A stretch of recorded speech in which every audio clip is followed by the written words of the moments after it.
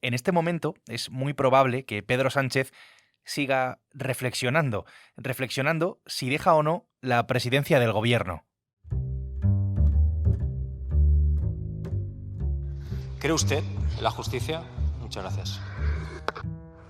Muchas gracias, señor presidente, cuando quiera.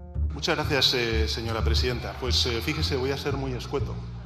En un día como hoy, y después de las noticias que he conocido, a pesar de todo, sigo creyendo en la justicia de mi país.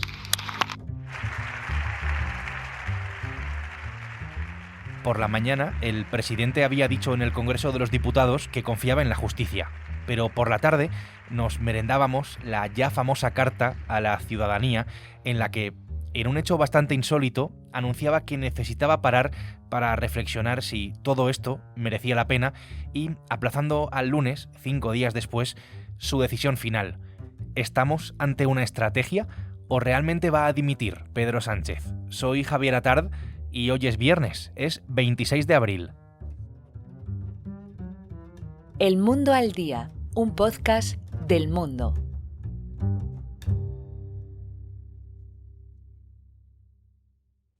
Todo esto de Sánchez tiene que ver con su mujer, con Begoña Gómez. Hoy estamos en este encuentro porque realmente si queremos que algo pase en este país, si queremos que algo se transforme en este país... Hace semanas que su nombre viene apareciendo en distintos medios de comunicación por supuestos comportamientos bajo sospecha en su actividad laboral. Sánchez los señala a esos medios como derechistas y ultraderechistas en la carta.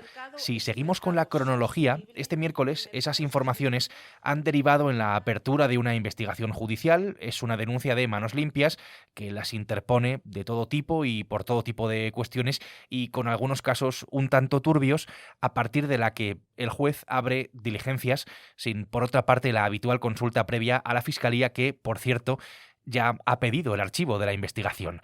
En la denuncia, mejor o peor armada, se recogen dos cuestiones. La relación de Begoña Gómez con un empresario que logró contratos con la administración con su apoyo y sus lazos con Globalia, que es el grupo que recibió un aval del gobierno para rescatar su aerolínea.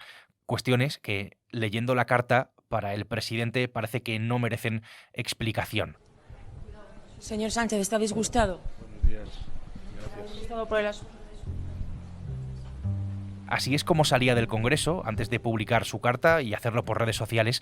Los periodistas le preguntaban a Sánchez si estaba disgustado y la verdad es que su cara, por otra parte, pues lo decía todo. Raúl Piña es el periodista del Mundo que sigue la información del Gobierno y del Partido Socialista. Raúl, ¿qué tal estás? Bienvenido. Hola Javi, ¿qué tal? ¿Cómo estás? Raúl, ¿cómo se ha fraguado todo esto? ¿Teníais algún indicio de lo que iba a pasar? No había ningún indicio. Nadie sabía que esto iba a pasar. ¿Había pistas? Sí. Desde hace unos meses el presidente del gobierno viene quejándose, incluso de manera pública, lo hizo en la presentación de su libro, del trato que recibe su mujer, Begoña Gómez. Pero nadie imaginaba que eso iba a terminar en lo que ha sucedido. Sánchez llegó a primera hora al Congreso de los Diputados, se metió en las dependencias del gobierno y ahí ya algo pasó que su equipo vio que la cosa no iba bien. Él ya trasladó una serie de mensajes y de opiniones de que no se sentía bien.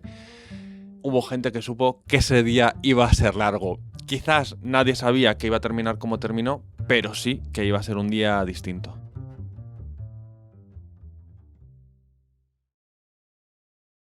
A tenor de la carta y de la reacción del presidente, esto parece bastante evidente, pero en todo caso te lo pregunto, Raúl. ¿El asunto Begoña Gómez es lo más sensible para Sánchez? Yo creo que sí. Yo creo que él es un político que por su manera de ser y por su manera de actuar también sabe, quiere decir, que va a ser flanco de críticas, que va a ser objetivo de la oposición, pero yo creo que él no se imaginaba que esto iba a derivar en poner en el foco a su entorno, a su familia. Él siempre explica, o ha explicado, que esto ha derivado en una situación en la que se ha usado, en este caso a su mujer, para tratar de derribarlo a él. ¿Es una cosa nueva? No. Esto es una cosa que el presidente del gobierno no decide esta semana. Viene mascullando desde hace tiempo, desde hace meses. Él en las conversaciones con su equipo siempre decía hay que tener paciencia, pero se están sobrepasando los límites, pero se está traspasando toda la línea. Y él considera, y así lo trasladó esta semana, que dijo, no puedo más. Claro, estamos hablando de un político que nos tiene acostumbrados a todo tipo de giros de guión, a lo impredecible, a las jugadas maestras. Es el autor del Manual de Resistencia, nada menos. Vamos a situarnos en el lunes, fecha en la que expira la reflexión del presidente. Por lo que tú sabes, ¿existe alguna certeza, ya sea en su entorno, en Moncloa o bien en el partido también, en el Partido Socialista, en Ferraz, de lo que va a decidir Sánchez? Ninguna. La única certeza es que el presidente del gobierno tenía decidido dimitir, irse, y así lo había trasladado, y que ahora toda la gente que trabaja con él está intentando ver cómo hace para revertir esa opinión, para tratar de convencerle. Pero nadie sabe qué va a hacer. Si damos un paso más, como siempre vamos un paso por delante, ante esta incertidumbre que por otra parte genera una sensación de excepcionalidad total en España, en el país, hay una derivada que me parece bastante interesante también tener en cuenta. Pase lo que pase el lunes, ¿cómo sale Raúl el PSOE de esta? ¿Qué supone para el partido haber vivido y estar viviendo esta situación? Abre también la puerta al debate de ¿hay un PSOE después de Pedro Sánchez? ¿Qué PSOE hay después de Pedro Sánchez? Bueno, todo parece indicar que el futuro del PSOE pasa por una mujer, pasa porque lo lidera una mujer. No sabemos si desde el lunes, pero pasa por una mujer. Todo va a depender de la hoja de ruta que marque Sánchez cuando comparezca ante los medios y decida qué hace. Cuando hablas de una mujer, ¿te refieres a...? Yo creo que hay ahora mismo sobre la mesa dos mujeres que tienen mucho protagonismo y mucha influencia en el PSOE y en el gobierno y en lo que hace Pedro Sánchez, que son María Jesús Montero, que es la vicepresidenta primera del gobierno, y su mano derecha. Y yo creo que también hay una persona importante a la que se le está dando mucha notoriedad, que es Pilar Alegría, que era portavoz del PSOE y ahora se la ha ascendido a ministra de Educación, ministra de Deporte y portavoz del gobierno. Quiero decir, 3 carteras suficientemente importantes como para que sea una persona a tener en cuenta. Montero y Alegría. Esos son los dos nombres. En todo caso, la decisión de Pedro Sánchez el lunes. Raúl, gracias. Hablaremos. Gracias a ti.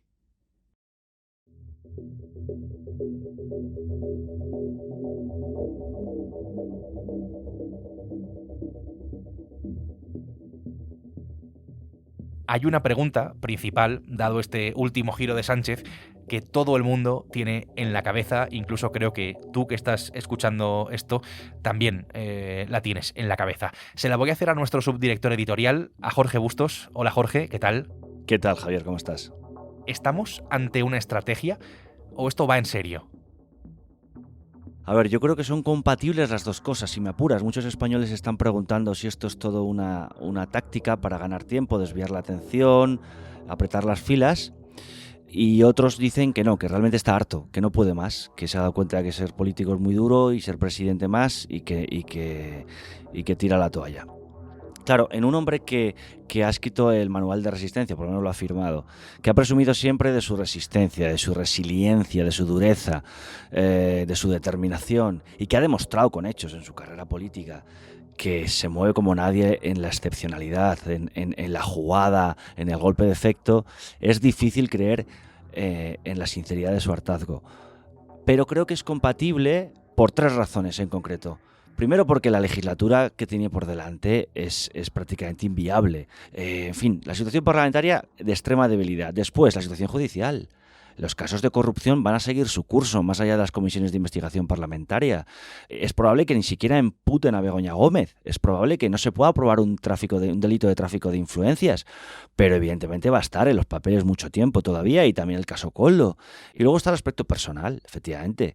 Bajo esa apariencia robótica que siempre ha tenido Sánchez, claro que hay un ser humano, supongo, que sufre cuando ve a su mujer en los papeles y se niega a dar explicaciones.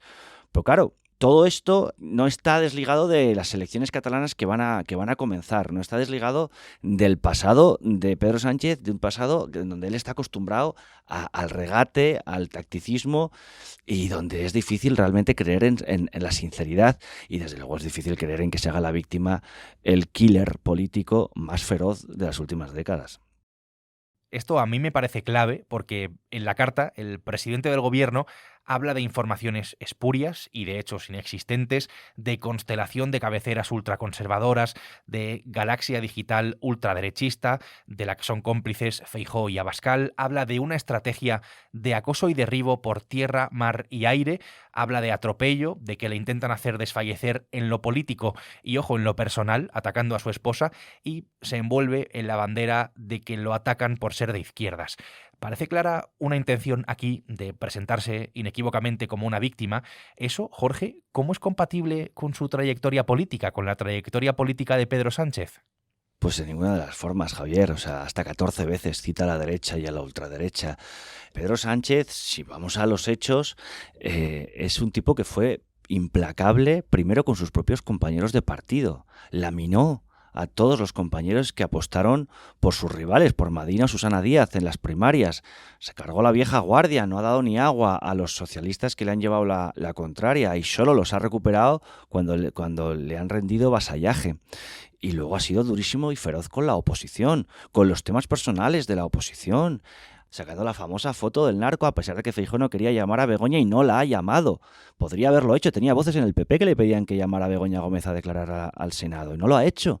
Y él sacando la foto del narco de hace 35 años, llamando corrupta a Isabel Díaz Ayuso cuando se había archivado el caso del hermano y él lo sabía perfectamente, descalificando, yendo a por los jueces, yendo a por los periodistas críticos. Ha sido un líder feroz, implacable, dicho por aliados que dejaron de serlo, dicho por socialistas, dicho por gente muy de izquierdas, dicho por Pablo Iglesias. No me puedo creer que este tipo esté intentando inspirar pena, de verdad no me lo puedo creer, y sin embargo ha conseguido concitar en mucha gente que quizá con lágrimas de cocodrilo, porque dependen muchos intereses mediáticos también de la caída del sanchismo, están lanzando una especie de campaña de adhesión emocional a esta especie de Evita Perón de Pozuelo que es Pedro Sánchez, intentando que la gente llore con él, en plan Lola Flores, pidiendo que todo el mundo se solidarice con él y le ruegue de aquí al lunes que siga, por favor, para parar el fascismo. A mí es que me daría risa si no me diera miedo, porque un personaje tan divisivo, que disfruta del conflicto civil, que disfruta enfrentando a los españoles para poder seguir mandando él, me parece peligroso.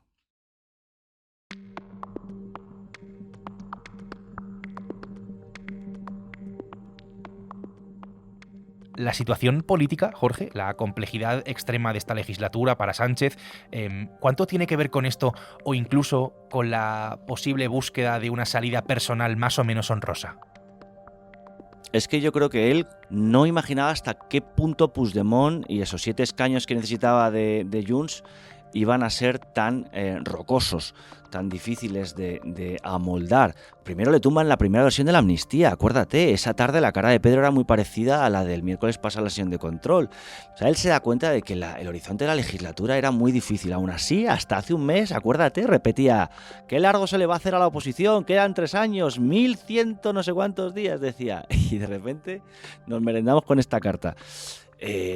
Sinceramente, él sabe mejor que nadie que el horizonte político se le estrecha y a lo mejor ha buscado anticiparse a esa salida humillante buscando una salida. En una parte de la carta, Sánchez explica que nunca ha tenido apego al cargo. Esto lo dice un político que ha pasado por encima absolutamente de sus principios, desdiciéndose incluso de sus propios postulados por seguir siendo presidente del gobierno. Y esto es algo que hemos comprobado en los últimos tiempos. A tu juicio, Jorge, y por las fuentes que además has podido consultar, ¿por qué te inclinas? ¿Estamos más cerca de una dimisión o de que esto se convierta en una estrategia política más? Voy oscilando mis pronósticos, Javier, y como siempre fallo con Pedro Sánchez, como todos los analistas, porque nadie es capaz de interpretar los recovecos de ese cerebro, pues te diría que ahora mismo la cosa está en 50-50. Si preguntas a la derecha, toda la derecha está convencida de que va a seguir, de que esto es una estratagema más de Pedro Sánchez. Si preguntas a la izquierda y al separatismo, valga la redundancia, por desgracia, está todo el mundo convencido de que se va, de que efectivamente no puede más y que el lunes lo deja. Además es muy difícil presentarte el lunes y decir, pues voy a seguir y vamos a hacer campaña con Salvadorilla. O sea, ¿cómo vuelves de una carta como esa? ¿Cómo vuelves? Es muy difícil. ¿Cómo vuelves del impacto internacional de esta noticia cuando todos los medios más importantes y prestigiosos del planeta están titulando con la corrupción de tu mujer? No sé, no me sorprendería ninguna de las dos. Que dijera, españoles, gracias por haberme manifestado vuestro afecto, yo por vosotros voy a parar al fascismo y sigo aquí. O bien que diga, españoles, dejo mi puesto a María Jesús Montero, me he dado cuenta que en la vida hay cosas más importantes y voy a cuidar a mi familia. Entonces se va por amor, ¿no? Y entonces pues digamos que blanquea el final de su ejecutoria. Lo que pase lo veremos el lunes y lo contaremos aquí además. Jorge, gracias. Gracias a ti, Javier.